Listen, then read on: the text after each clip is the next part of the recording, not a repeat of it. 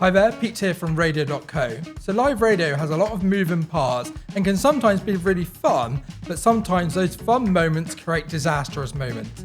In today's video, we're going to look at the top 10 radio disasters, from hilarious to the cringy. Thanks for checking out Radio.co on YouTube. If you want to see more kit reviews, live webinars and handy broadcasting tips, then give us a thumbs up, hit subscribe and click the bell icon.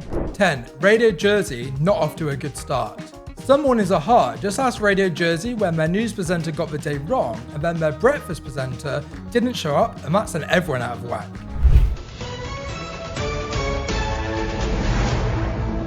Good morning. It's Tuesday, the 1st of September. Ashley Tracy. BBC Radio Jersey. No, have we got tunes going on yet? I don't think we have. Never mind. This is what happens when our regular presenter doesn't come.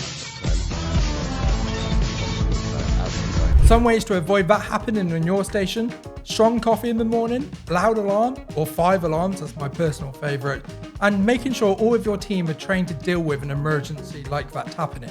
Maybe even have a backup tape ready to go in case your presenter doesn't turn up. 9. Radio silence on Jamie Cullum's show.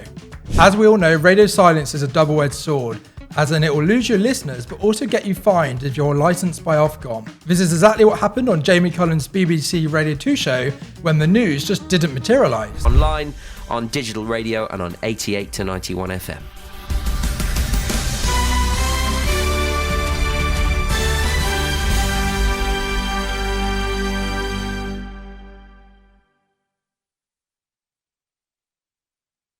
Some ways to avoid this: make sure you have someone managing the master output and planning ahead, and also have some content ready to go in case the news doesn't show up. For example, you could also broadcast in delay, so if there was a 10-second gap, you could edit that gap before you even got on the air.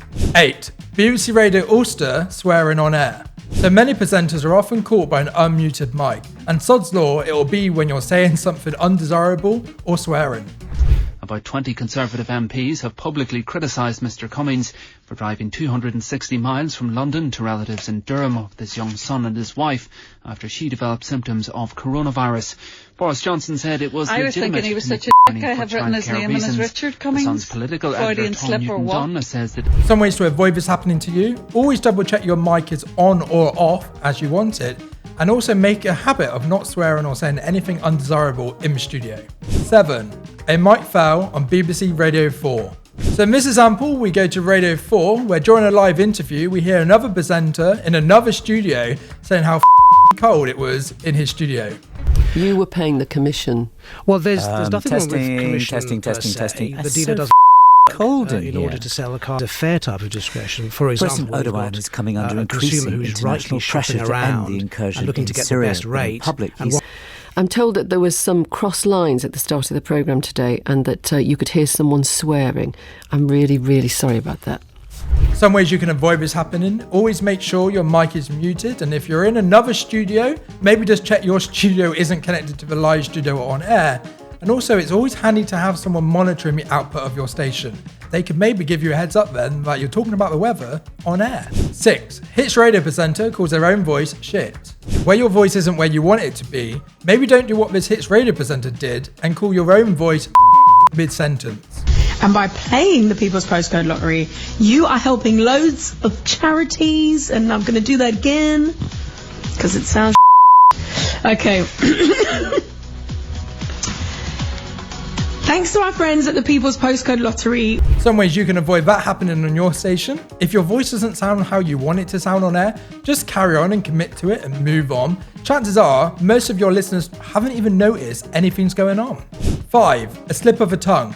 Given the fact this BBC radio presenter was discussing a rather sordid matter of a certain ex-president, he could be forgiven for mispronouncing election. The best bit is the presenter didn't even correct himself. Or rather, on US President Donald Trump's Twitter account. It's been pretty active over the past couple of hours, reacting to the conviction of his former lawyer. Michael Cohen's been found guilty of breaking erection rules after admitting paying hush money to 2 women. Some ways to avoid this happening to you: stick to a script and speak clearly. Be sure of what you're saying, and if you do make a mistake, just apologise and move on. 4. Jeremy Vine intro Songfell. Considering Jeremy Vine has a show every weekday on Radio 2, you'd think working the radio desk wouldn't be that hard. Alas not. Vine has been often known to press the wrong button, and here is just one of those examples.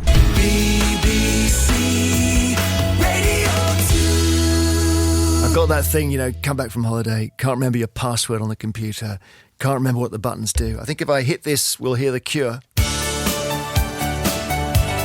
Some ways to avoid this. If you've had a holiday or a break from radio, maybe have a refresher before getting on the air and just remind yourself exactly what does this button do. 3. Chris Morris loses his cool again. Now we all know Chris Morris once had a reputation of being the bad boy of broadcasting, although this clip might be a bit too far even for him. In this clip, Chris cranks the I'm the talent dial up to 100 and it gets a bit awkward. Even his producers try, and fail, to simmer him down a little.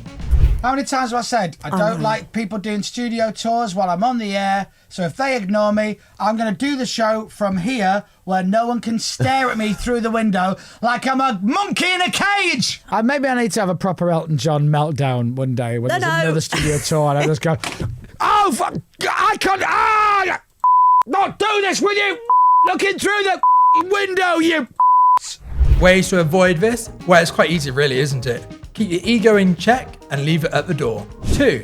James Well breaks Ofcom code on election impartiality. Despite all the warnings from his co-host, James Well kept on breaking Ofcom rules on Ofcom impartiality. In the following clip, we're going to hear James Well keep on telling listeners to vote for Bojo in the London mayorship election. Who do I vote for, James, in the London elections, dude? No congestion. Well, it has to be... No, you're not allowed to say. Say what? Who you should vote for. What was I... How do you know what I was going to say? Well, I know what you're going to say. Boris Johnson. What? Did you say something? What? I didn't say anything. Boris Johnson. That incident there lost him his job, and the station he was on, which was TalkSport, received a £20,000 fine from Ofcom for doing just that. Another one where it's easy to avoid these kind of situations and these huge fines. Follow the rules, stick to the rules, and know the rules. If you're an FM licensed station by Ofcom, it might be worth reading the broadcasting code so you don't get yourself into that situation. I hope we can negotiate. I hope we can negotiate our way back into that. But actually, John, excuse me. Excuse me, John. The truth is... 1. Radio 1 Dance and Prince Philip. Some say disaster, others may call it radio broadcasting genius. When the BBC had to announce the death of Prince Philip, Radio 1 Dance did it in such a way that the national anthem cut halfway through a dance track, providing this unique mix.